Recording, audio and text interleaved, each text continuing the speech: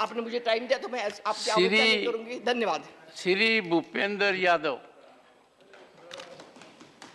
धन्यवाद सभापति महोदय।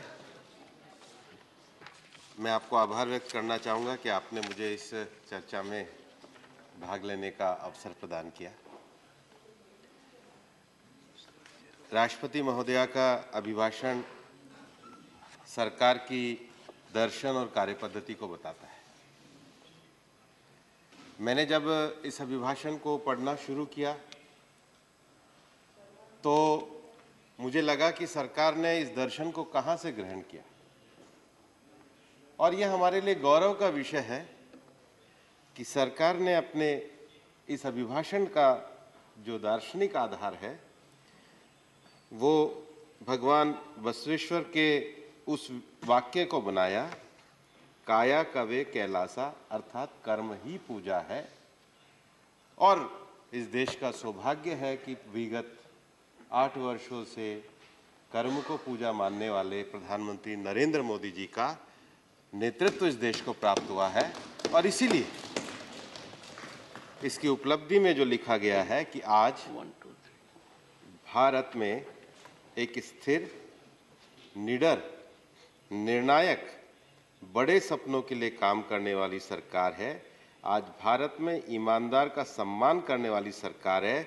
आज भारत में गरीबों को स्थायी समाधान और स्थायी सशक्तिकरण के लिए काम करने वाली सरकार है। आज भारत में अभूतपूर्व स्पीड और स्केल पर काम करने वाली सरकार है। आज भारत में इनोवेशन और टेक्नोलॉजी के माध्यम से जन कल्याण को सर्वोपरि रखने वाली सरकार है। इस फिलॉसफी को लेकर के इस अभिभाषण को, राष्ट्रपति जी के अभिभाषण को सरकार ने यहाँ पे प्रस्तुत किया। पक्ष और विपक्ष के लोगों ने उस पर चर्चा करी। हमारे सामने बैठे लोगों ने अपनी बहुत सारी यात्राओं के विषय को बताया, लेकिन मेरे को एक बात का बड़ा आश्चर्य होता है। जो पार्टी इस देश को 70 साल तक राज करती है, बहुत सारे विषय बताती है, वो अपने पूरे भाषण में भारत के किसी भी एक भी आंकड़े में विश्वास नहीं करते।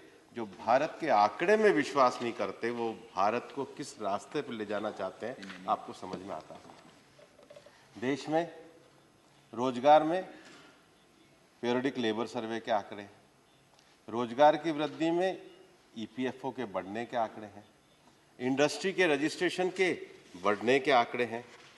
इस देश के अंतर्गत, अभिभाषण के अंतर्गत भी जो पूरा विषय दिया गया है, उस पूरे विषय में देश में गरीबों को औसत हर रोज 11,000 आवास बने, इसके आंकड़े हैं। 2.5 लाख लोग ब्रॉडबैंड कनेक्शन से हर रोज जुड़ रहे हैं, इसके आंकड़े हैं। 55,000 से ज़्यादा गैस कनेक्शन दिए गए, इसके आंकड़े हैं। मुद्रा योजना के अंतर्गत 700 करोड़ रुपए से ज़्यादा का लोन दिया, इसके आंकड़े हैं। 8-9 वर्षों में हर महीने एक मेडिकल कॉलेज बना, हर दिन 2 कॉलेजों की स्थापना हुई, 2 साल में 220 करोड़ से ज़्यादा वैक्सीनेशन के डोज लगे और सोशल सिक्योरिटी का इंफ्रास्ट्रक्चर बना। इसीलिए ये भारत के अमृत काल का पहला राष्ट्रपति जी का अभिभाषण है जिस पे पूरे भारत को गर्व है। और पूरे भारत को जो गर्व है, मैं पहला विषय कहना चाहता हूं, जिस पे भारत गर्व करता है उस पे शायद कांग्रेस गर्व नहीं करती। ये पहला मेरा कंक्लूजन है।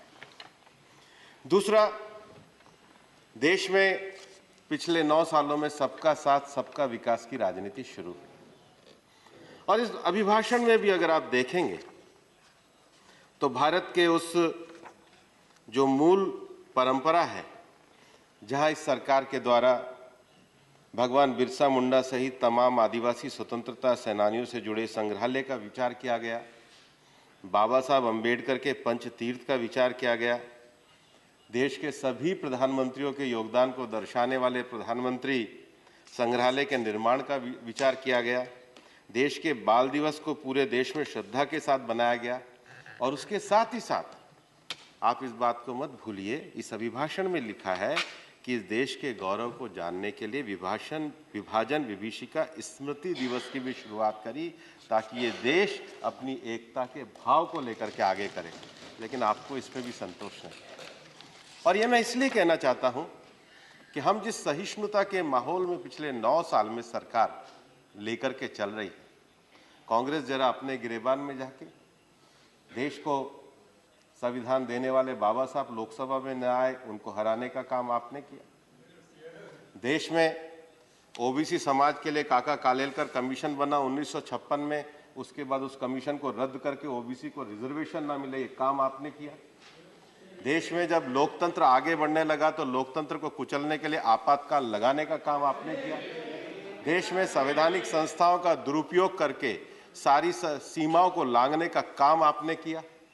और उसके बाद भी मैं कहना चाहूंगा कि 2014 के बाद ये जो सरकार आई है, सबसे बड़ी बात है कि 10 सालों यूपीए के शासनकाल में जिस पॉलिसी पैरालिसिस को जकड़ने का काम आपने किया, उसको तोड़ करके देश को विकास के रास्ते पे आगे बढ़ाने का काम ये प्रधानमंत्री नरेंद्र मोदी जी के नेतृत्व में। और इसलिए कोई सरकार जब अपने विषय को, अपने विजन को रखती है, तो वो देश की स्टेट ऑफ इकोनॉमी के माध्यम से भी वो बात आती है।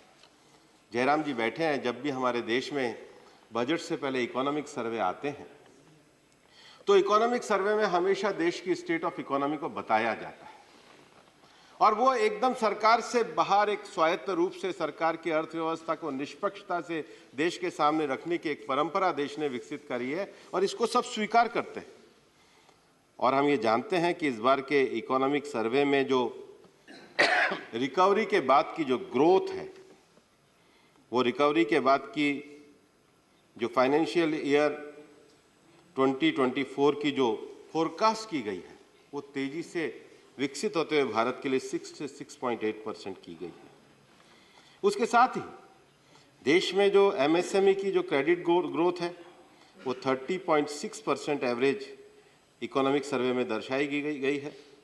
कोविड की रिकवरी के साथ ही साथ भारत ने दुनिया में ईज ऑफ डूइंग के बिजनेस को आगे बढ़ाते हुए अपने आप को, अपने विभिन्न विषयों को मजबूती से स्थापित करने का काम कर रही है। मैं इसलिए कहना चाहता हूं कि पिछले 9 वर्षों में जो प्रधानमंत्री नरेंद्र मोदी जी के नेतृत्व में बड़ा रिफॉर्म आया, जीएसटी का रिफॉर्म आया, पूरा हिंदुस्तान एक सिंगल मार्केट में बदला गया।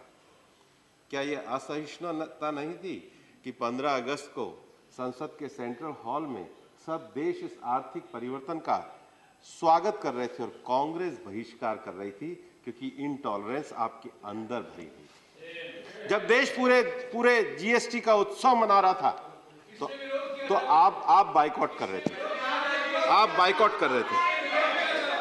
और उसका भी जवाब जयराम जी उसका भी जवाब है। यशवंत सिन्हा जी की स्टैंडिंग कमेटी की रिपोर्ट है, जीएसटी की सेलेक्ट कमेटी का चेयरमैन मैं था, उस समय के हमारे वित्त मंत्री अरुण जेटली जी ने भी रखा था। आपका जो 5 साल में हम तो सबका साथ, सबका विकास, सबका विश्वास थे, आप पे राज्य सरकारों का विश्वास नहीं था। राज्य सरकारों को आप सहमति के मॉडल पे नहीं ला पा रहे थे। सबको सहमति, माननीय सभापति महोदय, सबको सहमति के मॉडल पे साथ ला करके पूरे देश को एक तरीके से रिफॉर्म के साथ जोड़ने का काम प्रधानमंत्री नरेंद्र मोदी जी की सरकार ने किया, लेकिन बाइकआउट करने का काम आपने किया।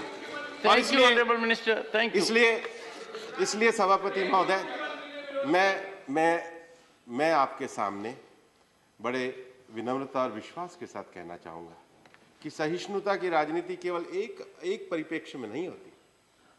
सहिष्णुता की राजनीति का ये अर्थ होता है कि जब हम सत्ता के अहंकार भाव से अगर बाहर निकलें और सत्ता के अहंकार भाव से निकल के जब देश को बढ़ाने के लिए हाथ बढ़ाए, वो सहिष्णुता कही जाती है।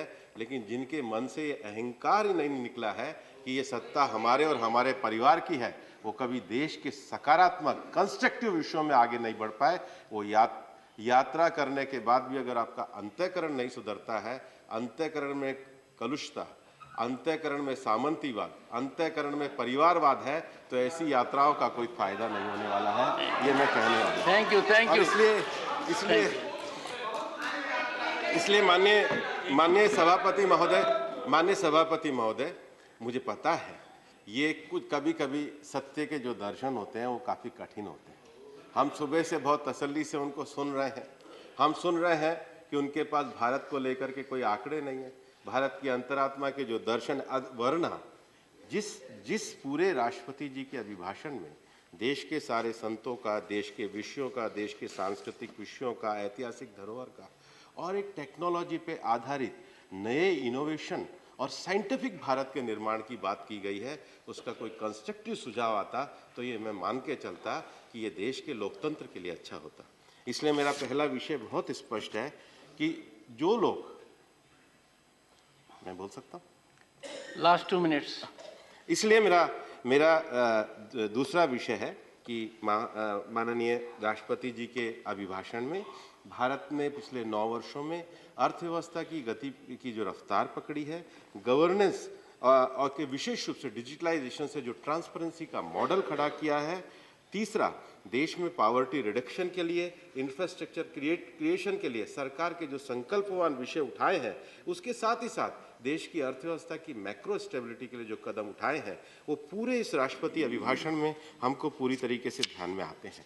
लेकिन ये अभिभाषण देश के संसद के माध्यम से जो सरकार के विषयों की अभिव्यक्ति है, वो अमृत काल के भारत के निर्माण की है। मैं यहाँ पर कहना चाहूँगा और मैं बहुत आपके सामने कहना चाहूँगा कि जिन्होंने देश के लोकतंत्र की आवाज़ उठाने वाले जेपी को लाठियों से घायल किया हो, जिनका इतिहास इस प्रकार का रहा हो कि देश के लोकतंत्र पे जिन्होंने आघात किया हो, उनके द्वारा इस प्रकार की जो एक निरर्थक विषय और आलोचनाएं की जा रही हैं, वो मेरी समझ में कम से कम नहीं आती है।